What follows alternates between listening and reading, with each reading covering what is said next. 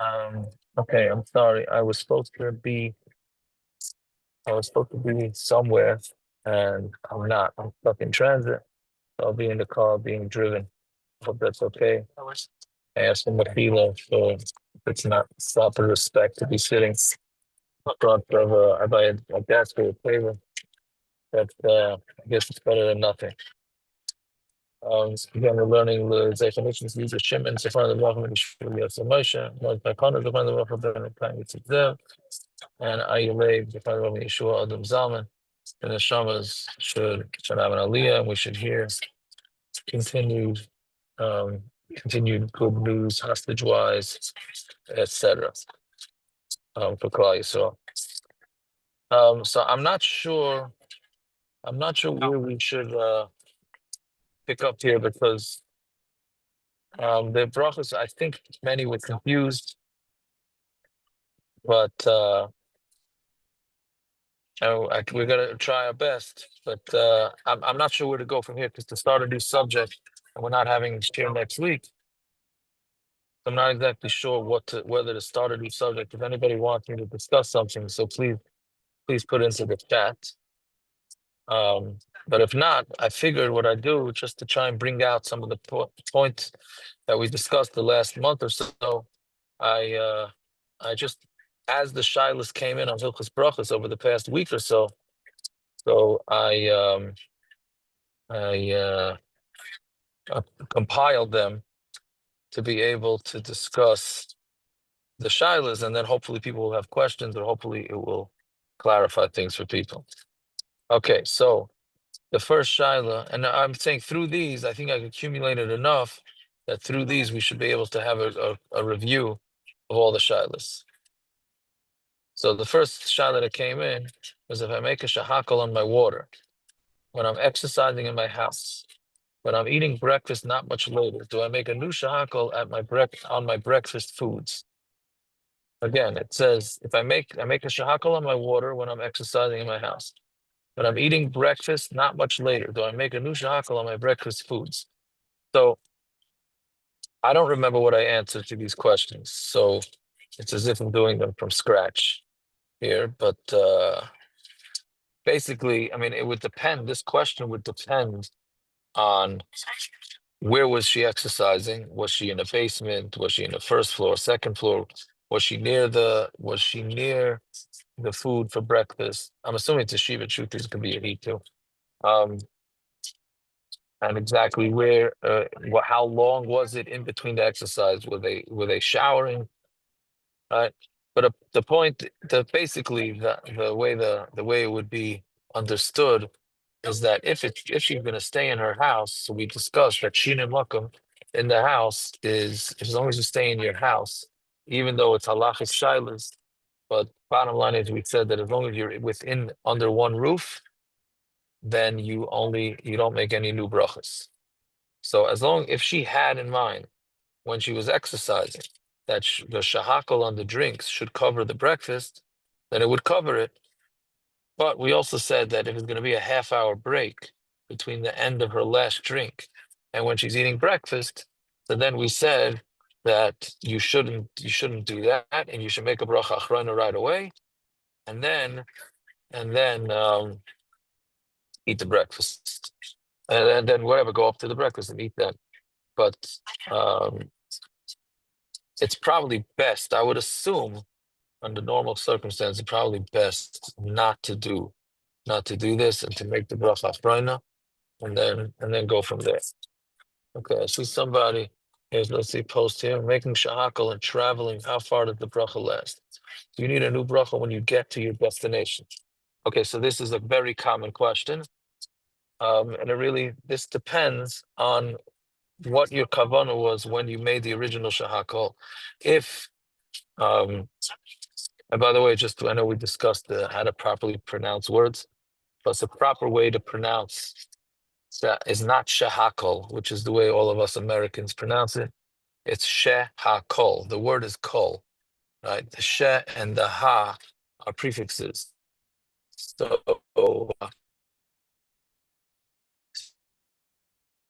it's not shehakol, it's shehakol. right? That everything was created. But okay, I'm going to call it shahakol, even though myself, when I make the bracha, I do say, at least I try to say shehakol, just like the word lashon hara is incorrect. It's lashon hara. The word is ra, and the hey in the front of it is a prefix, so it doesn't go hara. It's not one word. The word hara has a totally different meaning. So it's really hara. But again, we're in America. We said already, Ramosha Feinstein says that if that's the way everybody speaks, then that's considered acceptable. But just as a disclaimer, that those are the proper ways to to uh, to pronounce the words. Shehakol and Lashon. It's really Lashon Hara. Okay. If you were traveling when you in bracha, so then as long as you're still traveling, including when you get to your destination, then you do not need a new bracha.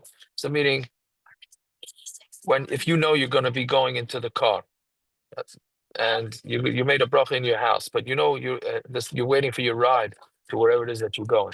So you make that bracha, and even though you started drinking in your house, since the kavana was that you're going to be making this bracha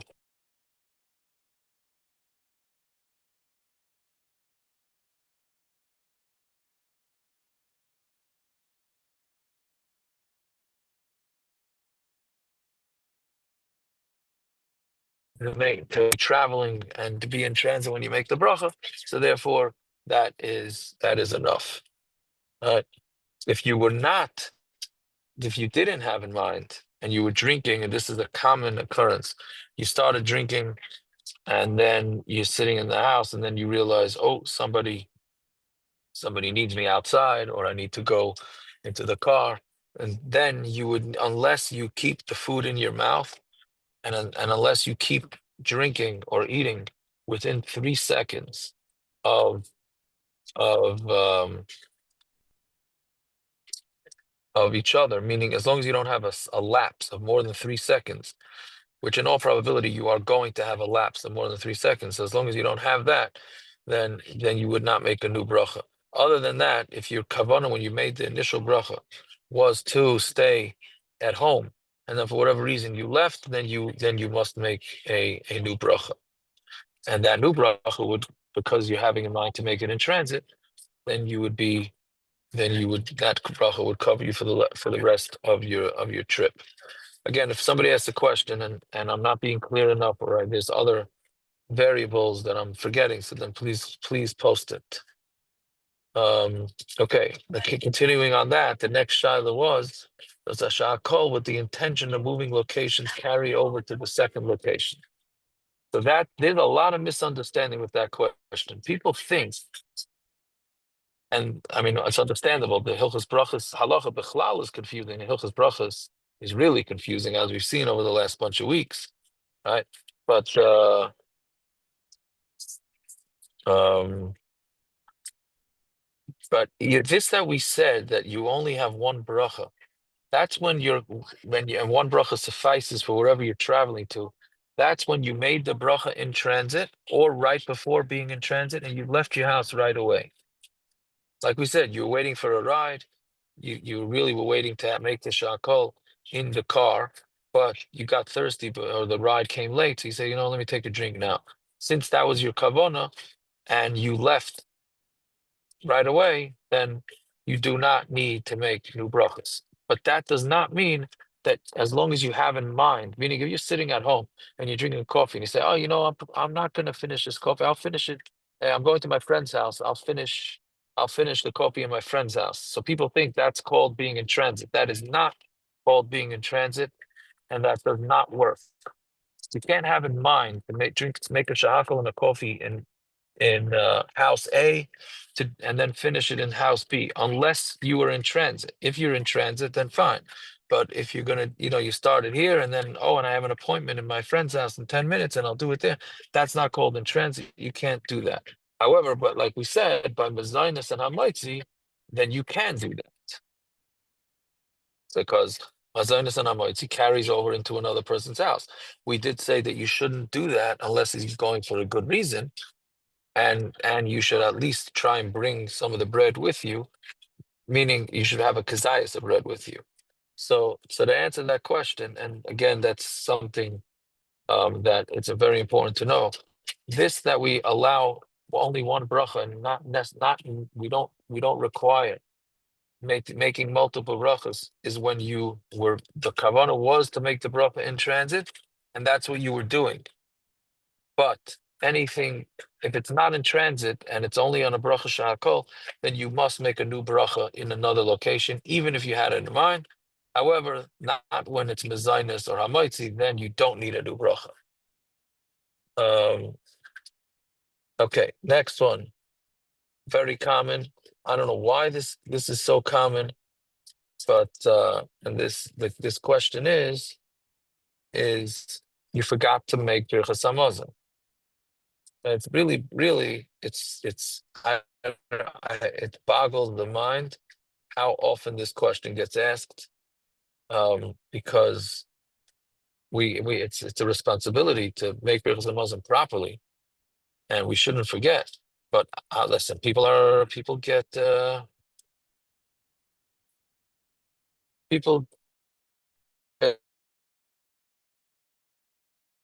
upset, right? So therefore, um, it happens. It happens. But if it does happen, so basically the halacha is you're mechuyev to go back. As a matter of fact, I had this shot 5 minutes before we got on the share. The halacha is that you're mechuyev to go back to where you made the bracha. Maybe if people would know this, maybe they wouldn't. They would remember to make the bracha hamazon. Meaning, it doesn't really say how far you have to travel back. Sounds like even if somebody has to travel back 15, 20 minutes, half hour, then that's what you're required to do to go back to your original place. Like we said, it's a double-edged sword. The reason why when you change locations, you don't need to make a new bracha is because you consider part of your original meal. What from the Zionist and Hamaitzi is considered part of the original meal. So since you had an original meal way back, wherever it was that you were eating, so then you have to go back to your original meal. You're not supposed to change your meal. That's the lechatchilas. The lechatchilas to go back. B'diavad, if you can't, it's too far. You can't leave your work, etc. Then the next best thing to do is to make hamoitzi or mezainis on something else, and you would need a new hamoitzi and a new mezainis because you you were masiyach das. You decided that your meal was over, so you need to make a new hamoitzi and wash your hands. And I mean, wash your hands first, obviously, and then new hamoitzi, and then eat in that place. If you absolutely don't have anything to eat, no hamoitzi to eat, then you could just bench in that place, and and it was not the right thing to do. But if you have no choice, then you have no choice. Then it's okay. But we should make sure that we bench before we leave. By the way, there's an interesting halacha. I do this sometimes, but it's not great. But if you're in a rush, then up to al yechasreinu, you can say sitting down, and then the harachamans, you could move locations and say the harachamans. The harachamans is just an addendum to the Birchas Hamazon. So sometimes if I'm running late for Ma'ariv and I just bench, I don't know, that's usually the scenario by Shalosh Shudas, and I realize I'm going to miss Baruch Hu, so it's more important to hear Baruch Hu than to say the Rachamans. But so either I'll stop saying the Rachamans or I'll say them while I walk to Ma'ariv. It's not great. I'm not saying we should do that lechatchila, but it's more important to hear Baruch Hu and come to davening on time than to say the Rachamans. So people will sometimes say, "Oh, I don't have enough time to finish the whole benching." So then they leave and they'll say they'll bring bread with them. But no, you say up to Ali Chasrena where you are, and they have harachamans. You could say later. Okay, and then as you see, as we go through the rules, then the questions become self-answering, and then everybody could answer the shilas for themselves.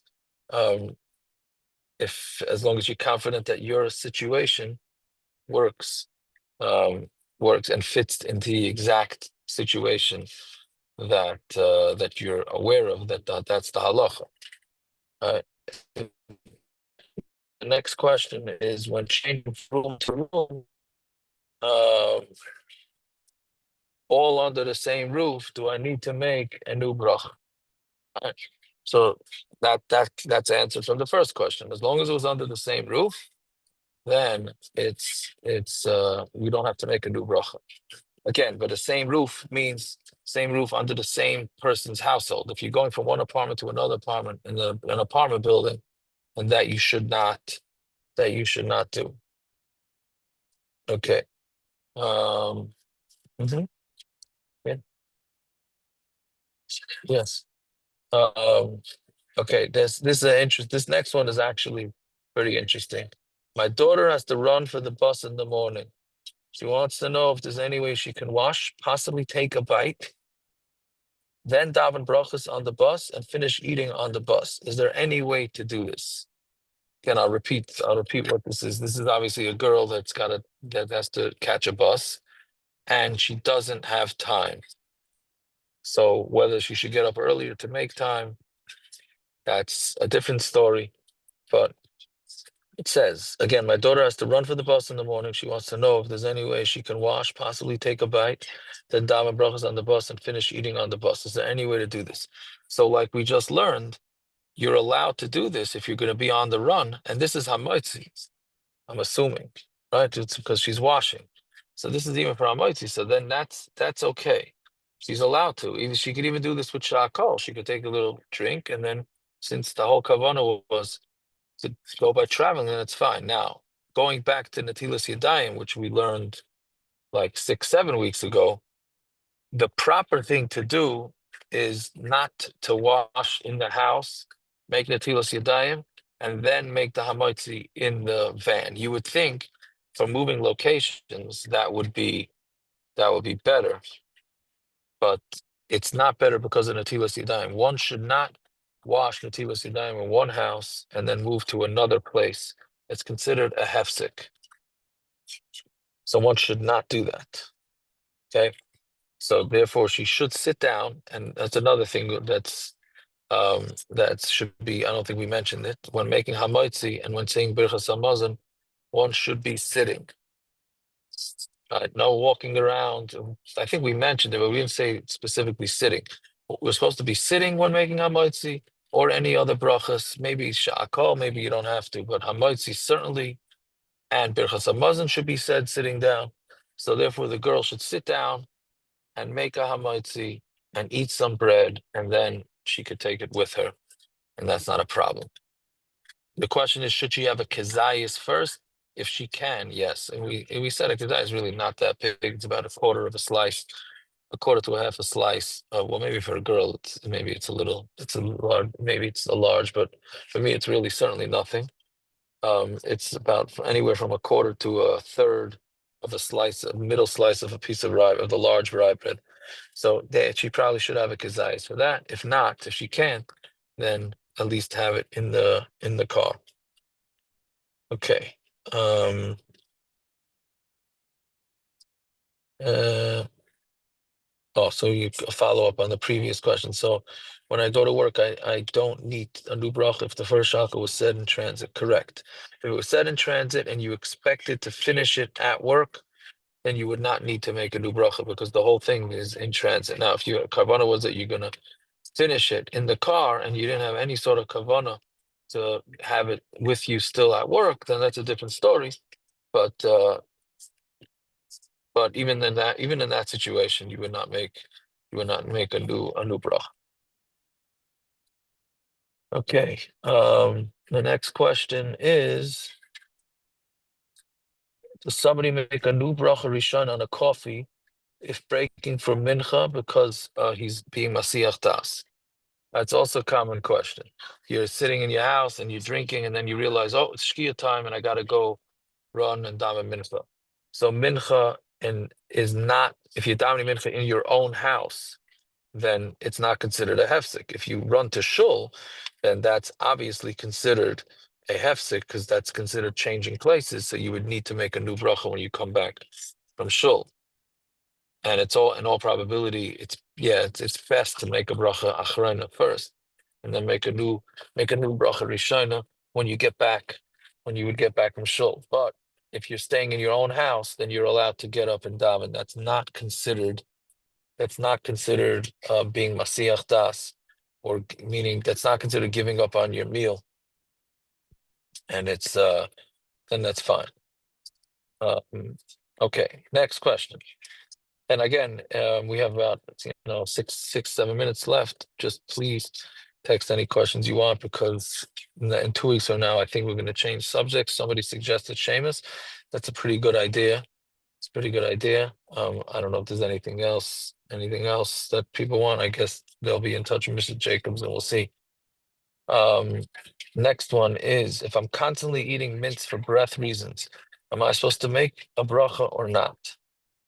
I wasn't sure what this question was. Was this question just making a bracha on the mints initially, or was this saying that you have to make a bracha on each new mint that the person's making? So initially, 100% you have to make a new bracha. If the mint didn't taste good, then maybe you don't make a new bracha. Meaning, this concept of not making a bracha from things that are taken medicinally, that's if it's water. So when somebody takes water, not because they're thirsty, but because they need to take medicine, then there's no bracha. But anything that has taste to it, then you do make a bracha. And this concept of not making bracha on medicines, that's only if you don't like the taste of the medicine. But if you like the taste of the medicine, then you do have to make a bracha. So the vitamins, the gummy vitamins, and those type of things, those you should make a bracha. Same thing with cough drops. All those type of things would require a bracha. So initially, of course, if you have a mint, even if you're only having it for breath, you'd make a bracha. And as long as you're not Masiach Das, you can make one bracha on that mint in the morning, and then that bracha can last you all day. If you know that you're not going to have one for us, well, there's no bracha afrein on mints anyways, because you're not eating enough within. Right? That's another review of what we discussed. You need to have enough of a share of food in order to make a proper bracha afrein. Just to reiterate what the Mishnah says is that the worst thing is to have the middle amount of food. If you have a small amount of food, then there's no shaila, because you don't make a bracha achrain on it because you didn't have enough. And if you eat a large amount of food, then there's also no shaila. The middle is the worst, because you don't want to put yourself into a suffix of a bracha. So either let's go with drink. So we said we'll go with Ramosha Feinstein's measurement that you should have 3.3 ounces of drink within preferably 2 minutes, or really preferably within a minute, which is not hard to do, and then you can make a bracha achrona. But to have like 2.5 ounces, that's somewhere in no man's land. So that's really not good to have. So either make sure you have 3.3 ounces, or have much less within a span of a minute or two, preferably a minute. If not, then wait a few minutes, wait 3 minutes, and then you don't have a shaila. Okay, it shouldn't chas v'shalom cause anybody to have anxiety, but that's what we prefer people to do. And again, if you're not sure whether you had a shear, then either drink a shear or don't make the bracha afreina, because making a unnecessary bracha is much worse. All right. Okay. Here, next question. Can I make an alamichya an hour and 45 minutes later, and he left the original place? Right. So an hour and 45 minutes later, we said by bread meal, if you were full, meaning the lechatchila for a bread meal and for mezainis is 72 minutes. As long as you remember within 72 minutes, you can make the bracha achrona. Of course, you're supposed to go back to your original place, but at 72 minutes. For bread, for a bread meal, if you're still full, which we said full means you're not hungry, you don't feel a desire to eat, then you could still make a bracha achrona even for hours later.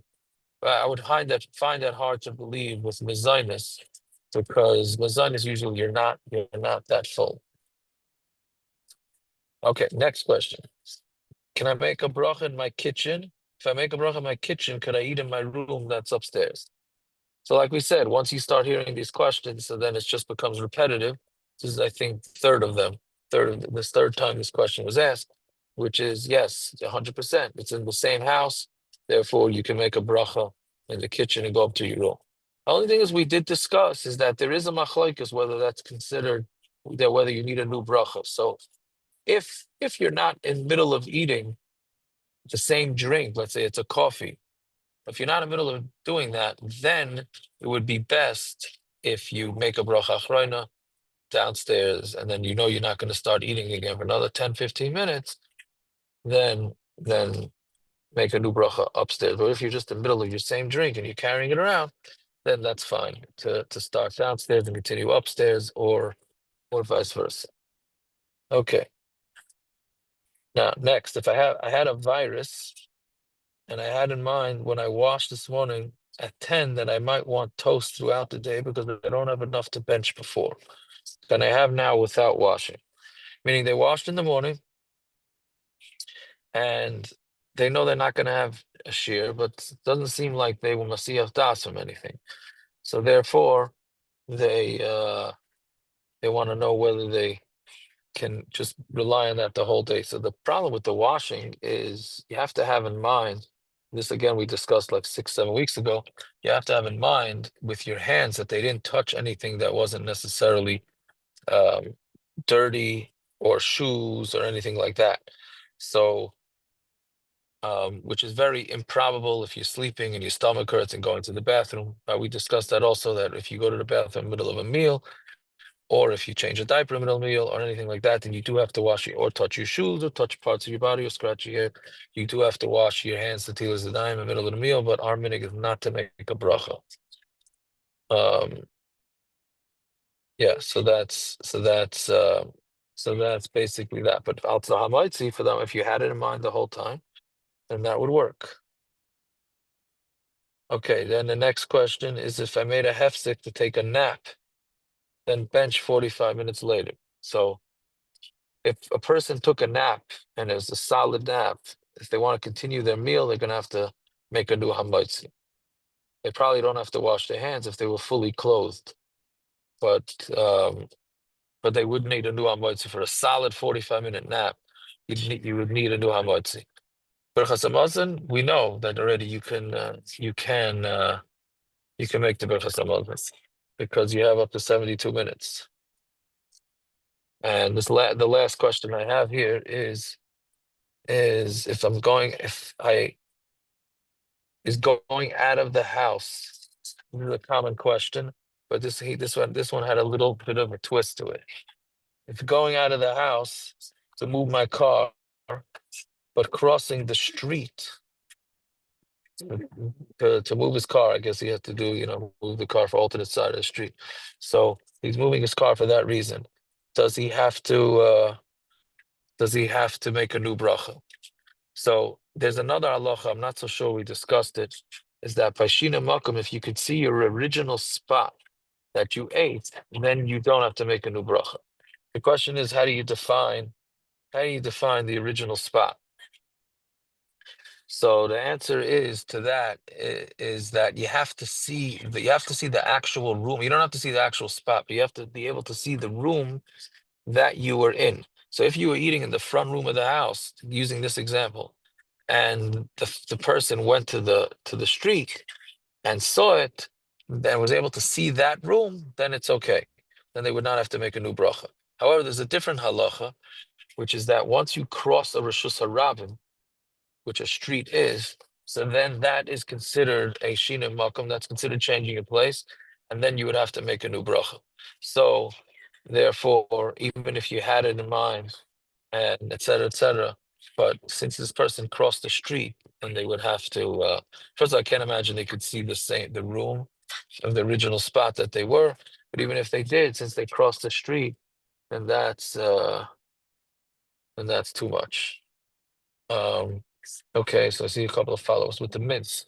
If you made a bracha achrona on something else, that's a big debate. Meaning you're eating mints and then you decide to have a drink, and then you make a bar nefashos on the drink. So now do you have to make a new bracha on the mints? So that's a big debate if it covers it or not. The simple understanding of it is that it does cover it, and therefore you need to make a new bracha. So either don't make the bracha achrona, because as long as you're eating your mint, you can still make the bracha achrona for as long as you want. So it'd be better not to get involved in that. And of course, the next best thing would be to get something else and make a shahakal on that you didn't have it in mind. If we have kiddush in the house and it